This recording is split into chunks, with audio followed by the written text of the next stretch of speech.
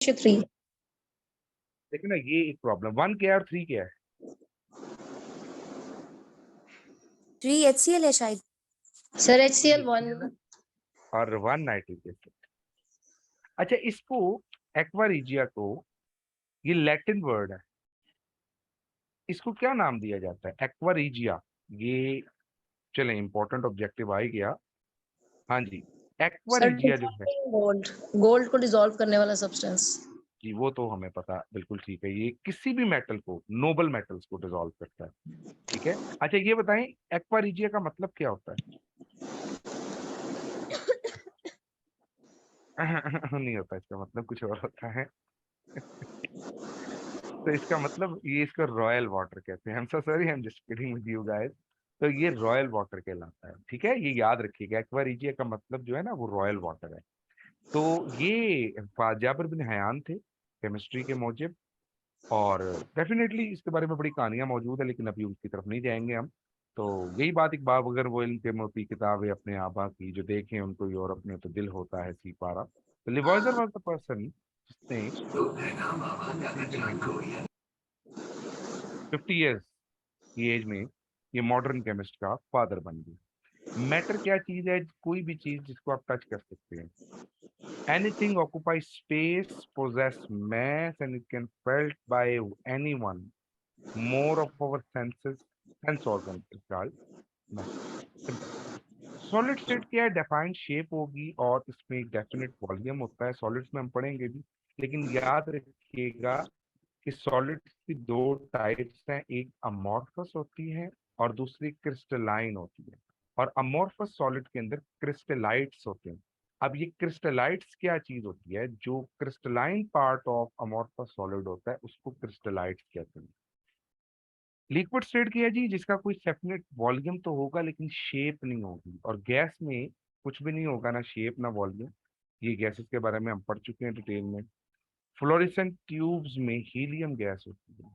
Neon sign bulb में neon gas होती है। ये किसी को याद हो तो ये जनरल केमिस्ट्री का ऑब्जेक्टिव आया होगा एक दफा। हम्म। अच्छा जी, ये बोस आइंस्टाइन कॉन्डेंसेट जो है, लीजिए नया बोस एंड एल्बर्ट आइंस्टाइन ने इंफॉर्मेशन दी थी। It is a state of matter.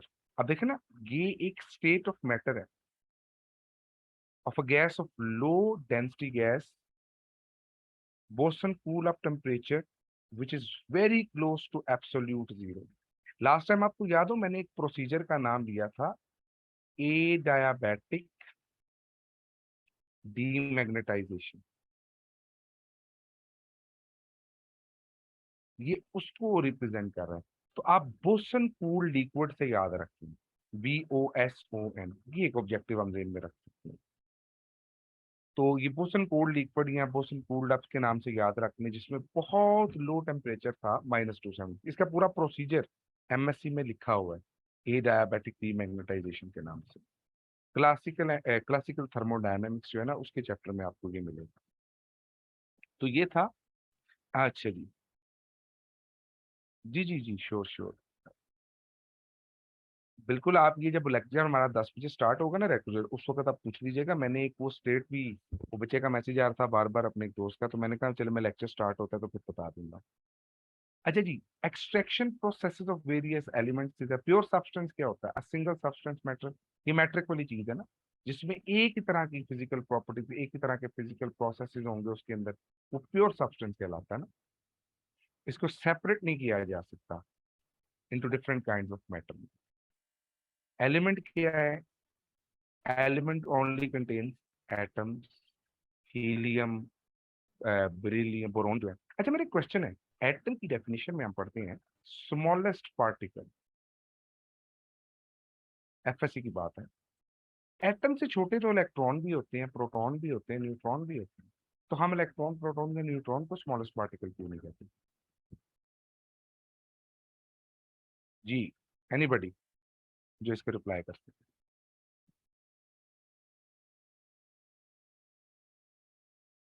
हम कहेंगे इसमें क्वार्क्स भी हैं, हम कहेंगे इसमें एंटी मैटर भी है, हम इसमें पॉजिट्रॉन, न्यूट्रिनो, प्रोटीनो और कितना कुछ है।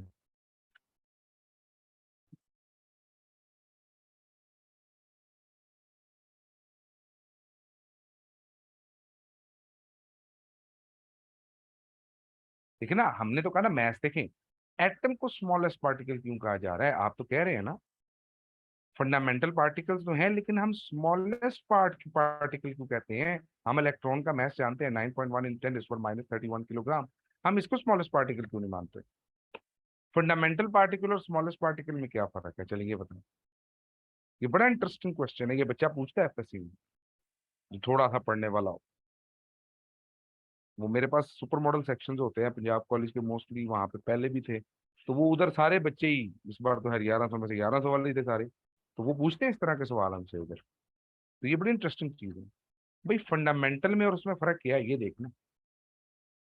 देखिए इसकी बड़ी इंटरेस्टिंग चीज है, अकेला इलेक्ट्रॉन, अकेले देखिए मैटर का पार्टिकल तो ये भी है, ये मैम इकरा ने कोई आंसर किया है कि मैटर का पार्टिकल इलेक्ट्रॉन है ना, लेकिन वो स्मॉलेस्ट क्यों नहीं है?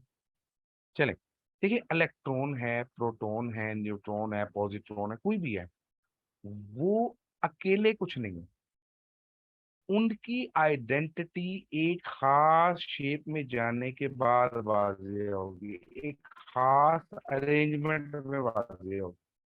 जैसे मैं आपको चिकन अलहदा पकड़ा दूं, चावल अलहदा खिला दूं, ठीक है, उसके अंदर मसाला अलहदा खिला दूं, और फिर आपसे कहूँ हाँ जी आपने बिरयानी खाई है, तो आप कहेंगे जब तक ये मिक्स नहीं होंगे तब तक बिरयानी नहीं बनेगी। Atom is the smallest particle that can take part in chemical reaction. Atom से छोटे पार्टिकल हैं, लेकिन हम कहते हैं वो रिएक्शन में हिस्सा लेता है। अकेला इलेक्ट्रॉन, अकेला प्रोटॉन, अकेला न्यूट्रॉन, अकेला positron are nothing, they are fundamental particles, but they are not the smallest particle that can take part in chemical reaction. This is one of the main difference between an atom and the electron, proton, neutron, or the fundamental subatomic particles or the subatomic particles. So this is one of the main difference you need to remember here. Okay. तो जिस तरह मैंने अभी मिसाल दी है, चावलों को separate दिखाएंगे तो वो कभी भी नहीं होंगे ऐसे, वो बिरयानी की खास किस्म है। ले जी, एलिमेंट सिंगल टाइप ऑफ से बना हुआ है, ये आप लोग जानते हैं, हम इसमें ज्यादा टाइम वेस्ट नहीं करेंगे। Elements order abundance in human, देखे ना, अब ह्यूमन बॉडी में सबसे ज्यादा कौन सा? ऑक्सीजन, फिर कार्बन, फिर हाइड्रोजन, फिर नाइट्रोजन। याद करें, आप साथ लिखें, आपके लेक्चर के नोट्स बनाएं, साथ लिखें, एंड पे पीडीएफ स्कैनर के साथ स्कैन करके भेजें, सारों को भेजें ताकि सबका फायदा हो। ठीक है, तो ये ऑक्सीजन, कार्बन, हाइड्रोजन, नाइट्रोजन, इसका मतलब ह्यूमन बॉडी में सबसे ज्यादा कौन सा एलिमेंट मौजूद है? ऑक्सीजन मौजूद है। ऑक्सीजन के बाद कार्बन। हमारी जितनी मर्जी अच्छी केमिस्ट्री हो, हम जितने मर्जी कंसेप्चुअल हो, वो पीपीएससी में ऐसा सवाल दे देगा हम फेल हो जाएंगे। और मोस्टली लोग जाती है एक एक तक दो दो नंबर से, क्यों? वो पता ही नहीं होता, ये तो जनरल केमिस्ट्री है भाई। ऑक्सीजन सबसे ज्यादा, कार्बन दूसरे नंबर पे, हाइड्रोजन तीसरे नंबर पे, नाइट्रोजन चौथे नंबर पे। ये मैं भी भूल गया हुआ था, मैंने एक दफा बहुत पहले पढ़ा। मैं सोचता था सबसे ज्यादा कार्बन है, जैसे आप लोग भी सोचते होंगे कार्बन सबसे ज्यादा है, लेकिन ऑक्सीजन सबसे, क्योंकि वाटर कंटेंट सबसे ज्यादा होता है वाटर पानी के अंदर। लेकिन फिर बड़ी इंटरेस्टिंग चीज है, हाइड्रोजन सबसे ज्यादा क्यों नहीं है? अगर वाटर सबसे ज्यादा है बॉडी में, तो दूसरे नंबर पे कार्बन क्यों आ रहा है? तीसरे नंबर पे हाइड्रोजन क्यों आ रहा है? ठीक है, तो ये सारी चीजें इसके अंदर मौजूद है, तो हमें इसको याद रखना है। इसकी डिटेल्स में अगर किसी के पास टाइम है तो वो जरूर पढ़े, ह्यूमन बॉडी स्ट्रक्चर को या उसकी कंपोजिशन को। लेकिन ऑक्सीजन, कार्बन, हाइड्रोजन, नाइट्रोजन, ठीक है, OCHN, OCHN रट्टा लगा लें, oxygen, carbon, hydrogen, nitrogen, OCHN, OCHN, इस तरह करके इसको याद करना। ठीक है, आगे चलते हैं जी, एक्सट्रैक्शन प्रोसेसेस ऑफ वेरियल एलिमेंट। अच्छा जी, फ्रेश प्रोसेस किसके लिए है जी? सल्फर के लिए। एचिसन प्रोसेस किसके लिए? ग्रेफाइट के लिए। हाल हिरलॉट, हिरलॉट प्रोसेस एल्युमिनियम के लिए। ऑस्टवर्ल्ड प्रोसेस किसके लिए? नाइट्रिक एसिड के लिए। ऑस्टवर्ल्ड का एक मेथड भी था, Ostwald dilution method, rate of reaction को फाइंड आउट करने के लिए यूज होता है। बायर्स प्रोसेस एल्युमिनियम के लिए, देखे ना, एल्युमिनियम के लिए हॉट पेराट भी है और ये भी है, बायर्स टेस्ट भी है। बेजिमर्स प्रोसेस किसके लिए? स्टील के लिए, ये हम पढ़ते भी हैं, पिग्स आयरन। पेशो प्रोसेस, वाह, सिल्वर के लिए, मैं पहली बार पढ़ा पेशो प्रोसेस। याद नहीं भी रहेंगे तो हम बार बार पढ़ तो लेंगे। डोज प्रोसेस, डोज मेथड, जैसे बायर हम रिएजेंट पढ़ते हैं ना, इस तरह ये भी हमारे पास है। तो इसको देख लेते हैं हम जी, ये पेशोस प्रोसेस है।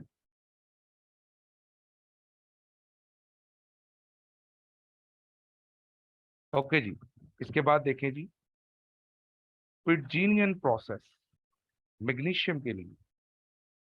फिशर ट्रोपोश प्रोसेस, गैसोलीन यानी पेट्रोल के लिए, पेट्रोल होता है ना गैसोलीन आपका, और एजियोट्रोपिक डिस्टिलेशन एब्सोल्यूट अल्कोहल, वाह वाह वाह वाह, क्या खूबसूरत प्रोसेस है। ये हम पढ़ेंगे सोल्यूशन उसमें, सॉल्यूशंस वाले चैप्टर में ना।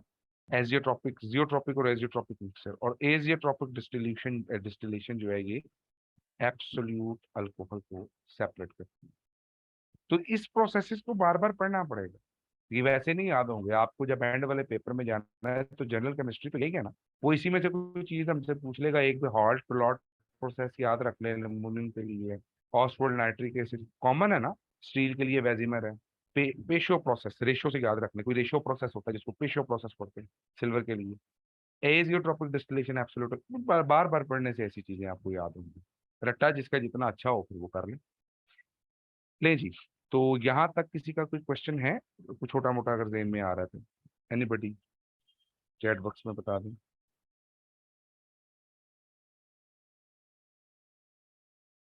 चलो, मैं ना आपको ये पिक्चर भी भेजता हूँ, ताकि ना ये पिक्चर जो है ना ये आपके पास स्टोर रहे। सर काइंडली एमोल को रिपीट कीजिएगा। इसको एमोल जो आपने स्टार्ट में बताया था ना, एमोल क्रिस्टलाइन फॉर्म और क्रिस्टलाइट में जो डिफरेंस अमोर्फस और है। क्रिस्टलाइन फॉर्म, जी जी। अमोर्फस फॉर्म कहते हैं जिससे क्रिस्टलाइन 3 डायमेंशनल रेगुलर अरेंजमेंट नहीं होती, वो अमोर्फस सॉलिड्स होते हैं। और जिसमें थ्री ठीक है सर। डायमेंशनल रेगुलर, जैसे शीशा है, ये क्रिस्टलाइन नहीं है, ठीक है, क्रिस्टलाइन नहीं, ठीक है। अमोर्फस है। और जैसे आपके पास ये है NaCl की क्रिस्टलाइन, तो दोनों में डिफरेंस आ गया ना अमोर्फस और क्रिस्टलाइन का। ठीक हो एक गया ये सर, चीज है, मुझे एक्चुअली दूसरा, आपके वर्ड्स क्लियर नहीं थे अच्छा, बोले। मैं असल में ना मैं अमोर्फस लिख रहा था, वो मैंने जैसे उसको, और इसमें मैंने बताया था क्रिस्टलाइट्स होते हैं, यानी crystalline part of amorphous solids are known as crystallites. ठीक हो गया, ये चीज पूछना चाह रही थी सर, थैंक यू सर। उस पर से मेटल्स देखते हैं जी। अब मेटल्स में, मेटल्स आर सॉलिड, इसमें हमारे पास आ जाते हैं except mercury which is liquid at room temperature are हाँ normally जी। hard, luster कहते हैं चमक को, high melting and boiling points with increase in temperature due to vibration of positive ions of the lattice। ठीक हो गया। तो मेटल जो है वो, उसकी ये प्रॉपर्टीज है, ये कॉमन है। मेटल मर्करी जो है वो लिक्विड होता है, सो इसके सब सॉलिड होते हैं। नॉन मेटल्स कौन से होते हैं, जिनकी प्रॉपर्टीज उनसे ऑपोजिट होती है। वैसे मेटल्स के लिए कहा जाता है एक्सेप्ट डी ब्लॉक, जिनके आउटर मोस्ट शेल में 3 या 3 से कम इलेक्ट्रॉन होंगे, लेकिन इसमें आप बोरॉन को इंक्लूड नहीं करते, ठीक है, क्योंकि बोरॉन एक्सेप्शनल प्रॉपर्टी शो करता है as compare to other elements. तो यहाँ देखते हैं कि नॉन मेटल्स क्या है हमारे पास। नॉन मेटल एलिमेंट्स हैं जिसकी property different found all states of matter, ठीक है, they do not possess lustre. इसकी एग्जांपल आयोडीन है। अच्छा, आयोडीन के हवाले से ना एक ऑब्जेक्टिव आता है, आयोडीन सॉलिड भी है और आयोडीन गैस भी है। सॉलिड के अंदर आयोडीन पार्टिकल का डिस्टेंस एक दूसरे से ज्यादा होता है as compare to gaseous part. ये ना मैं आपको इंटरमीडिएट की बुक से एज अ रेफरेंस दिखा देता हूँ, ये बड़ा कॉमन ऑब्जेक्टिव है वैसे, कि आयोडीन वो सॉलिड है जिसका डिस्टेंस जो होता है इंटरन्यूक्लियर वो ज्यादा होता है सॉलिड्स के निस्बत। और ये यहाँ लिखा हुआ है लिक्विड एंड सॉलिड्स के चैप्टर में।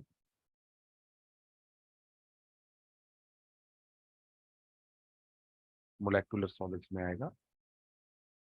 अह,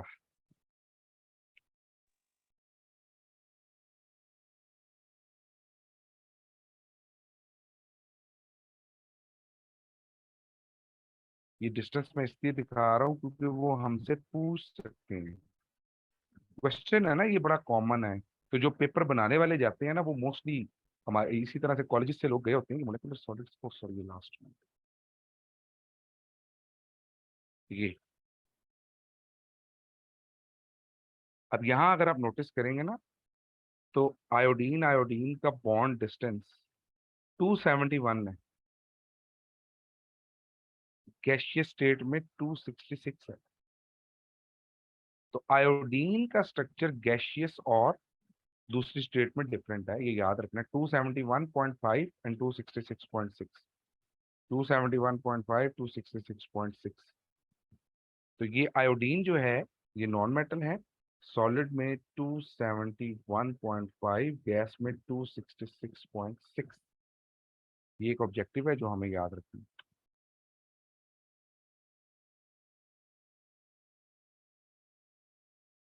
ठीक है जी, आयशा ने हमें यहाँ ऐड किया है कि I just want to add one thing in solid, the distance between the particles is 5% of the diameter. Wow, बड़ा इंटरेस्टिंग ऑब्जेक्टिव है कि जो सॉलिड्स में डिस्टेंस होता है वो उनके डायामीटर का 5% डिस्टेंस होता है। भाई वेरी गुड भाई, शाबाश। देखे ना, ये चीज बिल्कुल नहीं है, मैंने कभी ये चीज मेरी नजर से नहीं गुजरी। और ये बहुत अच्छी कंट्रीब्यूशन है आपकी कि एक सॉलिड का जो डायामीटर है ना, दूसरे सॉलिड का उससे कितने परसेंट डिस्टेंस होता है? 5%। आयशा, ये मैसेज आप ग्रुप में भी कीजिएगा, ठीक है? शाबाश, वेरी गुड। बस यही चीज है, अगर ये हम डेवलप कर लेते हैं एक दूसरे के साथ तो हम लर्निंग करेंगे। मेटलॉइड्स क्या हैं? इसमें बोथ मेटल्स और नॉन मेटल्स की प्रॉपर्टीज है, ठीक है? बेरिलियम की ऑक्साइड मेटलॉइड होती है, ये एम्फोटेरिक की होती है, ठीक है? और ये वो दोनों प्रॉपर्टीज रखते हैं। लिक्विड्स में 9% ज्यादा है जी, जबरदस्त। लिक्विड्स में 9% ज्यादा है, सॉलिड में डायामीटर से 5%, लिक्विड में 9%, और गैस में 300 टाइम्स। ये लिखा हुआ है थर्ड चैप्टर में, a gas molecule about 300 times smaller, 5, 9 and 300। इसकी लिक्विड्स की। जी तहमीन, जल्दी रिस्पॉन्स किया करें ताकि फिर हम जल्दी जल्दी आगे मूव करें। 5% मोस्ट, जबरदस्त। देखिए, एक सॉलिड के पार्टिकल ना, जो सॉलिड सॉलिड का डिस्टेंस होता है, यानी एक सॉलिड का पार्टिकल दूसरे सॉलिड के पार्टिकल से उसके डायमीटर से 5% दूर होता है। यानी जो उसका डायमीटर है ना, उसका 5% दूर होता है। यानी अगर उसका डायमीटर 100 नैनोमीटर है ना, तो उसका डिस्टेंस एक एटम का या एक मॉलिक्यूल का दूसरे से कितना होगा? सॉलिड में 5 नैनोमीटर, लिक्विड में कितना होगा? 9 नैनोमीटर, और गैस में कितना होगा? 300 नैनोमीटर दूर होगा। ठीक है, आप समझ आ गई आपको? आप एक काम कीजिएगा आयशा, इसको लिख के ना किसी पेज पे तो ग्रुप में सेंड कीजिएगा, ताकि सारों को ना ये दोबारा से समझ भी आ जाए। और जरूर ये पॉइंट याद रखें। उसके बाद ही हमारे पास कंपाउंड है, डिफरेंट टाइप ऑफ एलिमेंट, ठीक है? वन का एटम, ठीक है? इसमें आप देखें ग्लूकोज, सोडियम, सिलिकॉन डाइऑक्साइड, ठीक है? सिलिका, सैंड, रेत। ऑर्गेनिक कंपाउंड है जी, इसके बारे में कार्बन, प्रोटीन, ठीक है? वही है। इनऑर्गेनिक कंपाउंड है, रोक से साठ है, मार्बल, वाशिंग सोडा। मिक्सचर क्या चीज है ये हमें पता है, मिक्सचर की। ओके, हेट्रोजीनियस और होमोजेनियस मिक्सचर्स हैं, होमो एक जैसे, हेट्रो डिफरेंट, ये सबको पता होती है क्योंकि मैटर तक तो सभी पढ़ा रहे थे। जी जी, इंशाल्लाह जरूर करेंगे। प्लीज एक दूसरे के लिए हेल्पफुल रहें, जो चीज आती है वो जरूर एक दूसरे के साथ शेयर करेंगे, बहुत बेनिफिशियल होगी। देखें, ये कहते हैं चीजें आइडियल होती हैं, सिचुएशन आइडियल होती हैं, लेकिन क्या पता कि ये आइडियल सिचुएशन हम में से क्रिएट होनी है, कि यहीं से को बैठे हुए हो सकता है कि 23 के 25 के 25 मेंबर सिलेक्ट हो जाए पीपीएससी में, हो सकता है सारे के सारे पेपर पास कर लें। और अगर आप लोग अपने पोटेंशियल को रखेंगे तो जरूर पास हो। नहीं भी होगा तो केमिस्ट्री तो सीखेंगे ना, बाकी चीजें छोड़ें। तो इंशाल्लाह होपफुली ये जरूर आप कोशिश करें। ओके जी, separation of mixture, sublimation, filtration. अच्छा, मेरा एक क्वेश्चन है, आप जब मिक्सचर को सेपरेट करते हैं तो मिक्सचर को सेपरेट करने के मुख्तलिफ तरीके हैं। एक है क्रिस्टलाइजेशन, एक है सब्लिमेशन, एक है फ्रैक्शनल डिस्टिलेशन, एक है जी क्रोमेटोग्राफी। अच्छा, ये चारों सेपरेशन के मेथड हैं, लेकिन किस तरह से मुमकिन है? क्रिस्टलाइजेशन, सब्लिमेशन, फ्रैक्शनल डिस्टिलेशन और क्रोमेटोग्राफी। क्रिस्टलाइजेशन में एक चीज सोल्यूबल होगी और एक इनसोल्यूबल होगी। सब्लिमेशन में दोनों इनसोल्यूबल होंगे। फ्रैक्शनेशन डिस्टिलेशन में दोनों सोल्यूबल होंगी, और क्रोमेटोग्राफी में भी सोल्यूबल होंगी, लेकिन उनकी एफिनिटी हमें देखनी पड़ेगी। तो क्रिस्टलाइजेशन, सब्लिमेशन और डिस्टिलेशन में डिफरेंसेस याद रखने हैं आपने। सब्लिमेशन हो गया, डायरेक्ट सॉलिड से गैस में जाता है। ओके, अच्छा, सब्लिमेशन कर रहा है कोई सॉलिड, सॉलिड से सीधा गैस में गया। आप में से कोई ये बता सकता है अगर कुछ चीज गैस से सीधी सॉलिड में आए तो उस प्रोसीजर का नाम क्या होता है? सॉलिड से गैस में जाना तो सब्लिमेशन है, लेकिन गैस से सॉलिड में आना क्या कहलाता है? हाँ जी, इधर मैट्रिक और एफएससी वाले जरा बैठ जाएंगे। सब्लिमेशन सर, हाँ, सब्लिमेशन। वो तो सॉलिड से गैस में जाना है ना, गैस से सॉलिड में आना है। नहीं, कंडेंसेशन नहीं है ये, कंडेंसेशन। गलत है, गलत है। गैस से लिक्विड में आना कंडेंसेशन, फ्रीजिंग भी गलत है। अब ये बड़ा कॉमन चीज है, लेकिन ये हम गलत कराते हैं पेपर में। Deposition is the right answer, good. Deposit होना, गैस डिपॉजिट होती है, कंडेंसेशन नहीं होती, कंडेंसेशन लिक्विड की होती है। Deposition is the right answer, ये याद रखिएगा, गैस से सॉलिड में जाना डेपोजिशन कहलाता है। देखिए, ये है डिस्कशन जो हमने करनी है और यही हमने सीखना है। गैस से सॉलिड में जाना डेपोजिशन है, सॉलिड से गैस में आना सब्लिमेशन। फिल्ट्रेशन क्या चीज है? ठीक है, सस्पेंडेड पार्टिकल्स को अलग करते हैं। वेपोरेशन है, ठीक है, वेपोरेट होता है, ये हम पढ़ेंगे इसकी डिटेल्स। क्रिस्टलाइजेशन है, डिस्टिलेशन है। अच्छा, डिस्टिलेशन की 3 टाइप्स है, वैक्यूम, स्टीम और फ्रैक्शनल। जल्दी से बताएं, वैक्यूम, स्टीम और फ्रैक्शनल डिस्टिलेशन में से सबसे ज्यादा मजेदार, सबसे ज्यादा यूजफुल डिस्टिलेशन कौन सी? सबसे ज्यादा यूज अगर आपसे पूछा जाए इन सारे प्रोसीजर में से सबसे यूजफुल कौन सी है, तो आप कौन सी कहेंगे? क्यों? जी तहमीना, क्यों कहेंगे उसको सबसे इम्पोर्टेंट?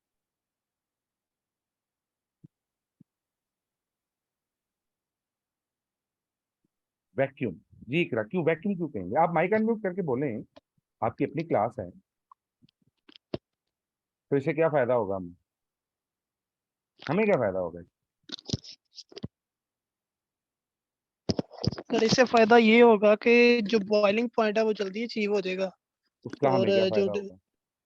सर, उसका फायदा ये होगा कि जो सेपरेशन है डिफरेंट मिक्सचर्स की जो लिक्विड में होते हैं वो जल्दी हो जाएगी। नहीं, आपकी मशीन जो है वो तो खराब कर देगी।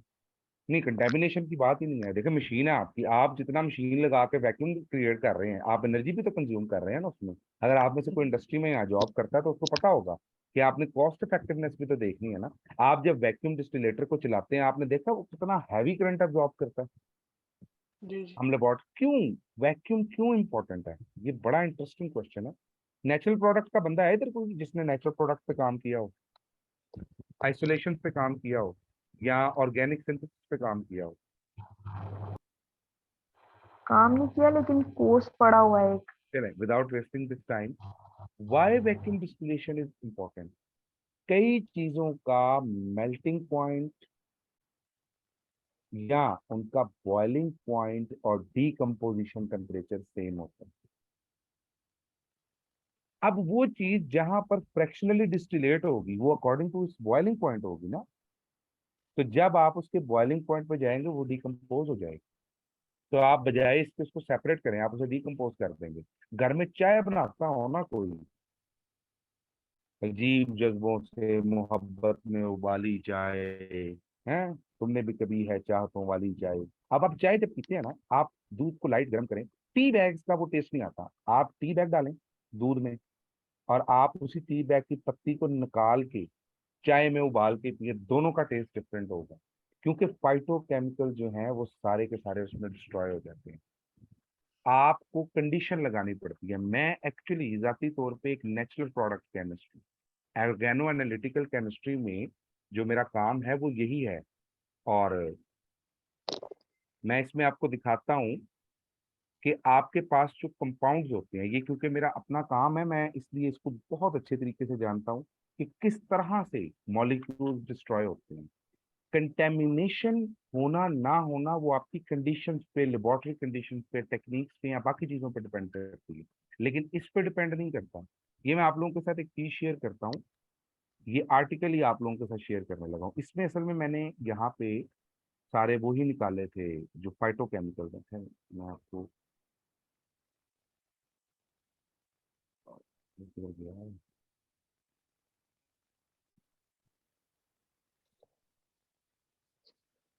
इसमें ना इसका पीडीएफ किधर पड़ा हुआ है, पीडीएफ होना चाहिए, मिलने में टाइम लगता है।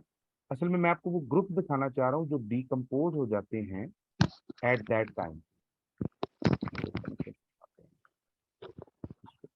ओ चलिए ये मैं आपको दिखा दूंगा, मुझे याद करवाइएगा कि ना ये अब वो जाना पड़ेगा मुझे उसमें ऑनलाइन में। मेरे पास तो भाई इतने पैसे ही नहीं, पता नहीं पब्लिश कैसे करवाया था हमने।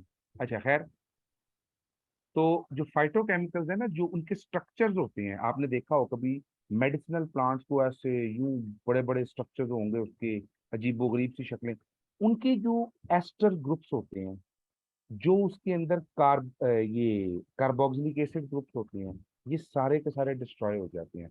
रिंग अंदर से एसोसिएट हो जाती है और वो पूरी की पूरी रिंग जो है ना वो डिस्ट्रॉय हो जाती है। इस वजह से याद रखिएगा कि ये टेम्परेचर चेंज से होता है।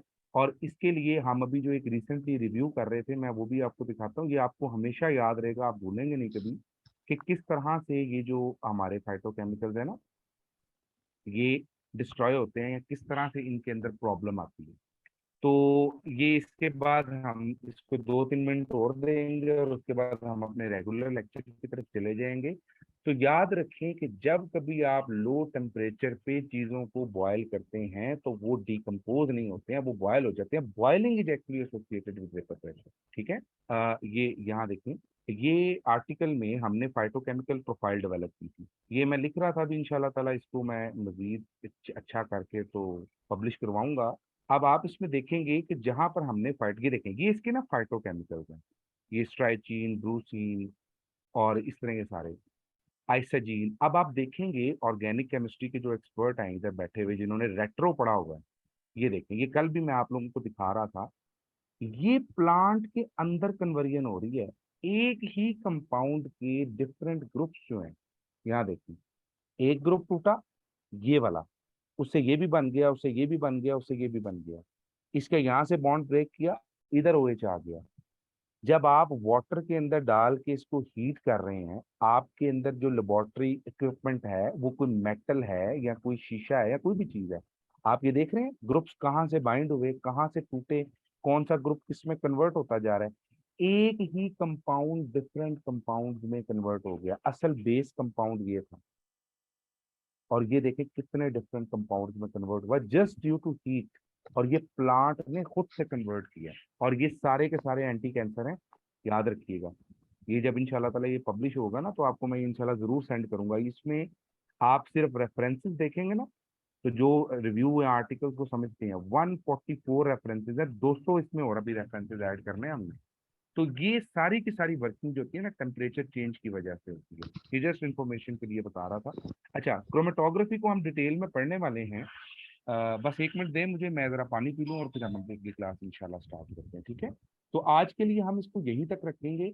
वैक्यूम डिस्टिलेशन जो है वो सबसे बेहतर होती है। उसके बाद होती है स्टीम। स्टीम इसलिए होती है कि कई चीजें ऐसी होती है जो फायर हो सकती है, जैसे पेट्रोल को आप स्टीम से डिस्टिलेट कर रहे हैं, तो जब स्टीम होगी ना तो फायर की प्रॉब्लम नहीं होगी। और फिर तीसरी फ्रैक्शनल डिस्टिलेशन है, जब आपके पास कोई हाल नहीं है तो आप फ्रैक्शनल डिस्टिलेट करेंगे उसको। ठीक है, ये चीजें ध्यान में रखिए। बस मुझे 1 मिनट दें, मैं आके तो फिर हमारा जो लेक्चर है आज का, जो लिक्विड का हमने पोर्शन यहाँ से सेट स्टार्ट करना है, कल हमने यहाँ तक वाइंड अप किया था। अभी आके मैं क्वेश्चन लेता हूँ, उसके बाद फिर हम इसको स्टार्ट करते हैं। ठीक है जी, मैं भी